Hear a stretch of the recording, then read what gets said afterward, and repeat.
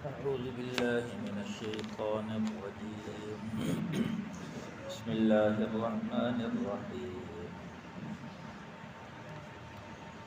قل إن ضللت فإنما أضل على نفسي وإن اهتديت فبما يوحي إلي ربي إنه سميع قريب. ولو ترى إذ فزعوا فلا فوت وأخذوا من مكان قريب وقالوا آمنا به وأنى لهم التناوش من مكان بعيد وقد كفروا به من قبل ويقذفون بالغيب من مكان بعيد وحيل بينهم وبين ما يشتهون كما فعل بأشياعهم من قبل إنهم كانوا في شك مريب. صدق اللہ العظیم. ان آیات کا لفظ ترجمہ ہے قل ان ضللت فانما اضل على نفسی. حضور صلی اللہ علیہ وسلم جب مشرکین مکہ کو دعوت دیتے تو وہ معاذ اللہ کہتے ہیں جی یہ حضور صلی اللہ علیہ وسلم راستے سے بھٹک گئے ہیں، یعنی خود گمراہ تھے لیکن حضور صلی اللہ علیہ وسلم سے کہتے ہیں کہ معاذ اللہ آپ راستے سے بھٹک گئے ہیں، گمراہ ہو گئے ہیں. اس کے جواب میں قرآن کی آیت نازل ہوئی قل ان ضللت فانما اضل علی نفسی، کہ اگر میں بھٹک گیا ہوں، گمراہ ہو گیا ہوں تو اس میں میرا اپنا نقصان ہے، تمہیں کیا پریشانی ہے. وان اهتدیت، اور اگر میں ہدایت پر ہوں فبما یوحی الی ربی، فبما یوحی الی ربی، بس میرے رب نے مجھ کو اسی بات کی طرف وہی بھیجی ہے، یعنی اسی بات کا حکم دیا میرے رب نے. انہ سمیع قریب، بے شک میرا رب سننے والا ہے اور قریب ہے. ولو تری اذ فزعوا فلا فوت واخذوا من مکان قریب. اے مخاطب کاش تو ان کو دیکھے، یعنی اب تو یہ حضور صلی اللہ علیہ وسلم کو بہت زیادہ پریشان کر رہے تھے اور آپ کی بات نہیں سنتے تھے. تو اللہ تعالیٰ نے فرمایا مخاطب کاش کہ تو اس وقت دیکھے جب یہ گھبرائیں گے. فلا فوتا، اور پھر ان یعنی چھوٹ نہیں پائیں گے. وَأُخِذُوا مِن مَّكَانٍ قریب، اور ان کو پکڑ لیا جائے گا قریب ہی جگہ سے، قریبی جگہ سے، یعنی کوئی بھاگ نہیں سکیں گے، ادھر ادھر دوڑ نہیں لگا سکیں گے، تو قریب ہی سے پکڑ لیا جائے گا. وَقَالُوا آمَنَّا بِهِ، تو اس وقت پکار کے کہیں گے کہ ہم ایمان لے آئے، یعنی اب ایمان نہیں لا رہے. حضور صلی اللہ علیہ وسلم کے کہنے سے آپ بہت ان کو سمجھا رہے تھے، کوشش کر رہے تھے لیکن ایمان نہیں لائے. تو اللہ نے فرمایا قیامت کے دن دیکھنا یہ کہیں گے ہم ایمان لے آئے. وَأَنَّى لَهُمُ التَّنَاوُشُ مِن مَّكَانٍ بَعِيدٍ، لیکن اس وقت ان کو کہاں ہوگی ان کی پہنچ دور کی جگہ سے، یعنی ایمان لانے کی جگہ دنیا ہے اور یہ آخرت میں جا چکے ہوں گے. تو آخرت میں کہیں گے ہم ایمان لے آئے تو اس وقت ان کی ایمان ان کی پہنچ سے بہت دور ہو جائے گا. تو اتنی دور کی جگہ سے کیسے ایمان لائیں گے، کیونکہ ایمان لانے کی جگہ دنیا ہے. دنیا میں جو ایمان لیا ہے اس کا ایمان قابل اعتماد ہے. آخرت میں ایمان لانا اس کا یعنی وہ قابل قبول نہیں ہوگا. وقد کفروا به من قبل، تو اس سے پہلے یہ انکار کرتے رہے، یعنی دنیا میں انکار کرتے رہے، آخرت میں کہیں کہ ہم ایمان لے آئے. وَيَقْذِفُونَ بِالْغَيْبِ مِن مَّكَانٍ بَعِيدٍ، اور یہ اندھیر میں تیر مارتے رہے دور کی جگہ سے. تو ایک تو اندھیر میں تیر پھینکنا، پھر دور کی جگہ سے پھینکنا، تو وہ قریبی یعنی کبھی بھی وہ تیر اپنے ہدف پر نہیں لگے گا. تو دنیا میں تو یہ اٹکلیں لگاتے رہے اور دور سے اندھیر میں تیر پھینکتے رہے. وحیل بینہم وبین ما یشتہون، تو رکاوٹ ڈال دی جائے گی ان کے اور ان کی خواہش کے درمیان میں. کما فعل باشیاعہم من قبل، جیسا کہ کیا گیا تھا ان جیسوں کے ساتھ ان سے پہلے، جو ان سے پہلے بھی دنیا سے چلے گئے تھے جب آخرت میں ان پر پکڑ آئی تو پھر کہنے لگے ہم ایمان لائے. جیسے فرعون کو جب غرق ہونے لگا تو پھر کہتا میں ایمان لاتا ہوں. اسی طرح یہ مکے والے جو حضور صلی اللہ علیہ وسلم کی بات پر ایمان نہیں لا رہے، قیامت کے دن پکار پکار کے کہیں گے ہم ایمان لائے، تو لیکن اس وقت ان کی یہ ایمان کی خواہش پوری نہیں کی جائے گی. دنیا میں ایمان لانا قابل قبول ہے. انہم کانوا فی شک مریب، بے شک یہ دنیا میں شک میں پڑے ہوئے تھے، ایسا شک جو ان کو چین نہ لینے دے. تو دنیا میں شکوک و شبہات میں پڑے رہے اور اب کہتے ہیں ہم یقیناً ایمان لاتے ہیں، تو اب ان کا ایمان معتبر نہیں.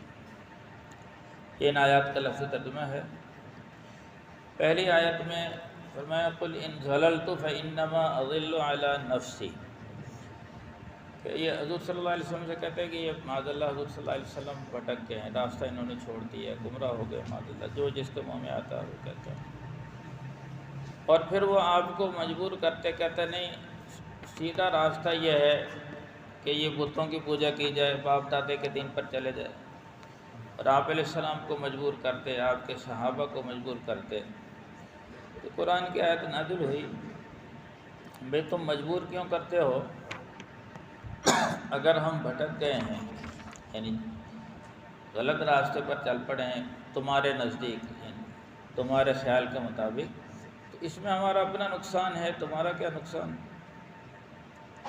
اور اگر ہم سیدھے راستے پر ہیں تو اسی راستے کا میرے رب نے مجھے حکم دیا، کہ میرے رب نے مجھے جو حکم دیا اس راستے پر میں چل رہا ہوں، اور اسی راستے کی مجھے وحی بھیجی ہے، اور میرا رب سننے والا ہے اور قریب ہے.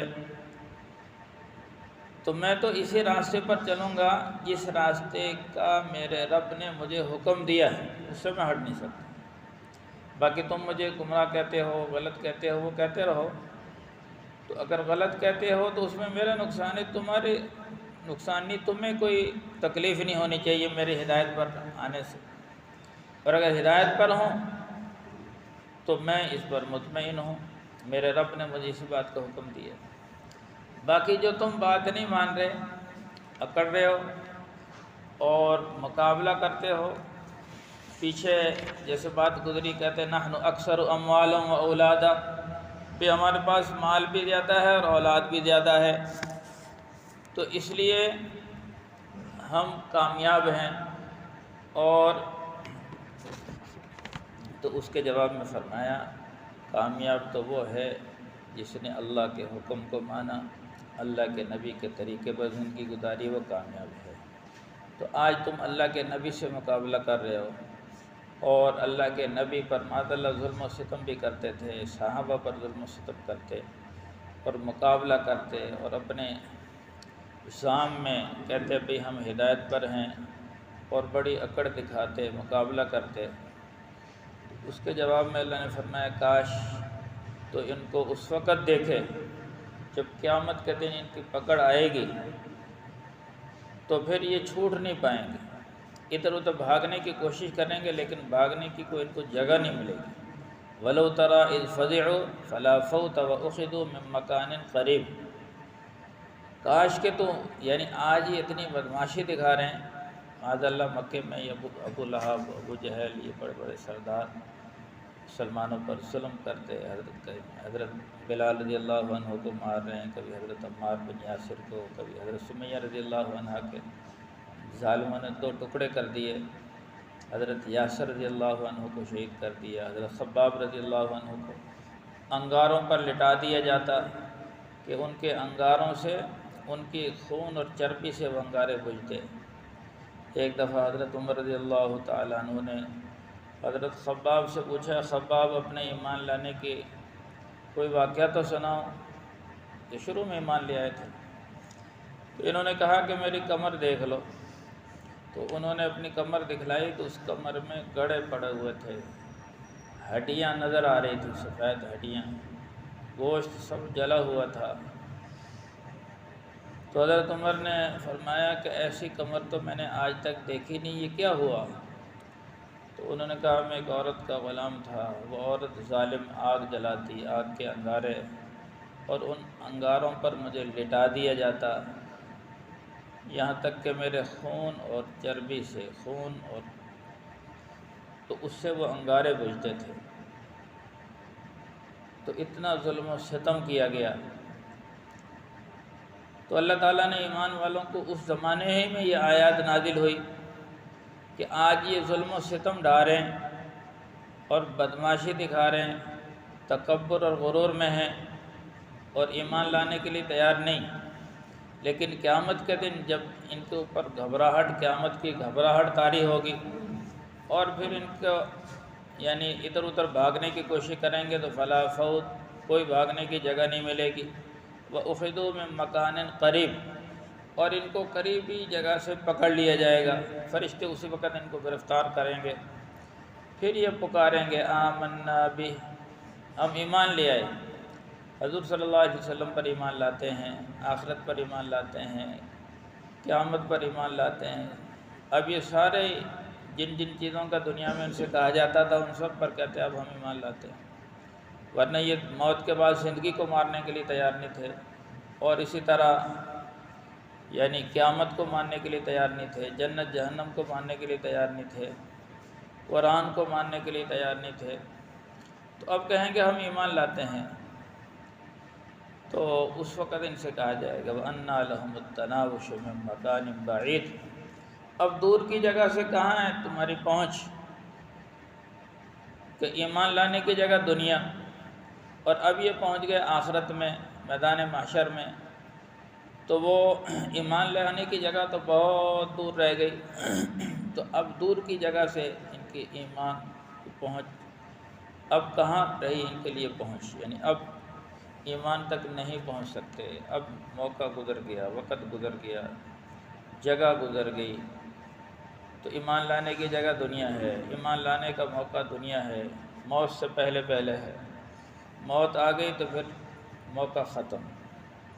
وَقَدْ كَفَرُوا بِهِ مِن قَبْلِ، اس سے پہلے یہ انکار کیا کرتے تھے۔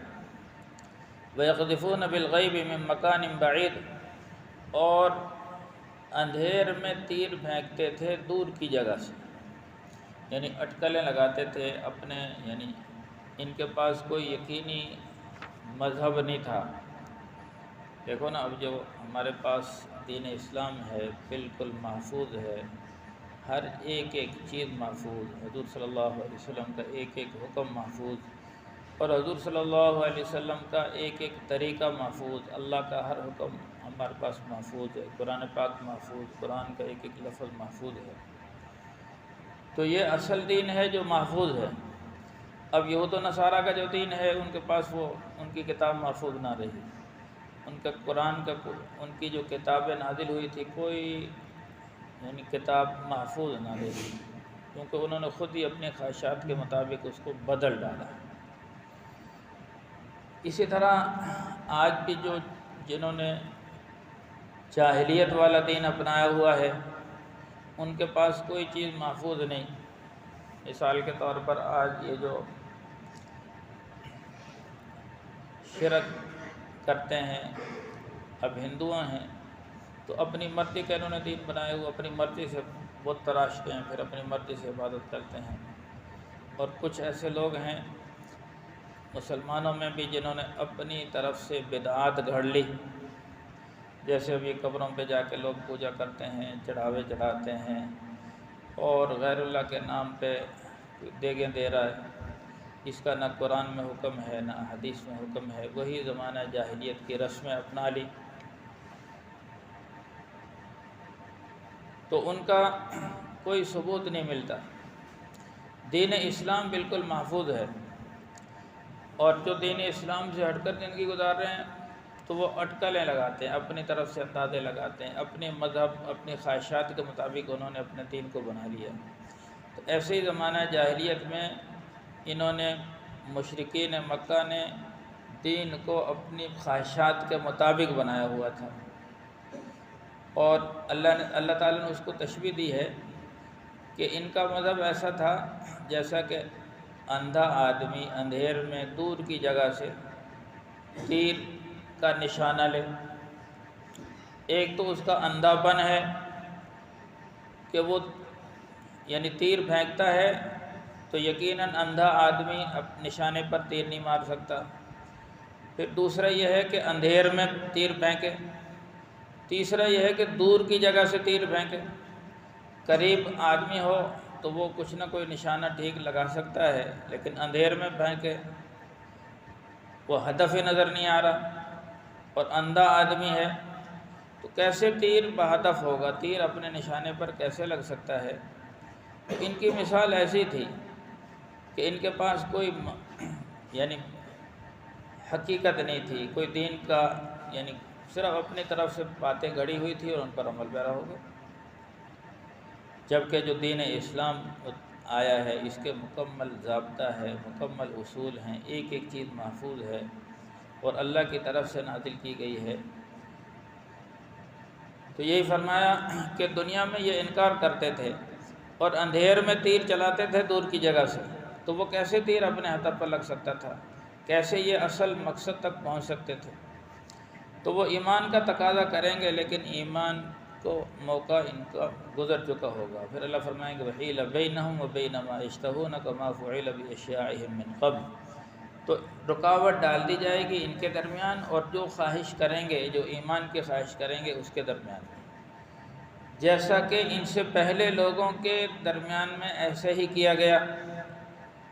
فرعون جب اس کو پکڑنے لگے، یعنی فرشتے اس کی روح نکالنے لگے، تو اس وقت کہنے لگا میں ایمان لے آیا، لیکن اس وقت کا ایمان معتبر نہیں۔ انہم کانوا فی شک مریب، بے شک اس سے پہلے یہ شک میں تھے، اور شک بھی ایسا جن کو چین نہ لینے دے۔ تو اس لیے میرے بھائیو، آج دنیا میں موقع ہے، اعمال کر لیں، اللہ کو راضی کر لیں، اللہ کے احکامات کے مطابق زندگی گزار لیں۔ خدا نخواستہ یہ موقع ہاتھ سے چلا گیا، قیامت کے دن پھر انسان بڑی بڑی تمنائیں کرے گا کہ مجھے موقع دے دیا جائے، میں دنیا میں جا کے صدقہ کروں گا، خیرات کروں گا، نمازیں پڑھوں گا، اعمال کروں گا، لیکن اس وقت موقع نہیں ملے گا، واپسی کا موقع نہیں۔ یہ ایک ہی موقع ہے، اللہ نے ہمیں بھیجا ہے۔ تو کافر بھی اس وقت تمنا کریں گے ربما یود الذین کفروا لو کانوا مسلمین، کہ کاش کہ ہمیں دنیا میں بھیج دیا جائے، ہم مسلمان بن جائیں۔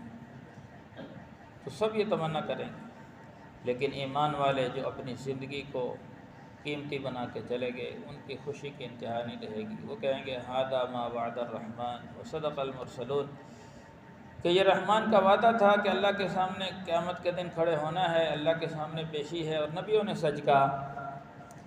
اور جو کافر ہیں وہ کہیں گے یا ویلنا من بعثنا من مرقدنا، ہائے افسوس، ہائے شرمندگی، ہائے ندامت، ہمیں ہماری خوابگاہوں سے کس نے اٹھا لیا، ہمیں تو یقین ہی نہیں تھا کہ موت کے بعد بھی زندگی ہے۔ تو ان کے افسوس کی انتہا نہیں ہوگی، اور ایمان والوں کی خوشی کی انتہا نہیں ہوگی۔ تو آج ہم اعمال کر لیں، انشاءاللہ کل کو خوشی ہوگی، اور اگر آج ہماری غفلت میں وقت گزر گیا تو کل کو پھر پریشانی ہوگی۔ اللہ ہم کی توفیق عطا۔ الحمدللہ رب العالمین والعاقبۃ للمتقین والصلاة والسلام علی سید الانبیاء والمرسلین۔ اللہم احسن عاقبتنا فی الامور کلها واجرنا من خزي الدنيا وعذاب الآخرة۔ اللهم وفقنا لما تحب وترضى۔ صلی اللہ تعالی علی خیر خلقہ محمد وآلہ واصحابہ اجمعین برحمتک یا ارحم الراحمین۔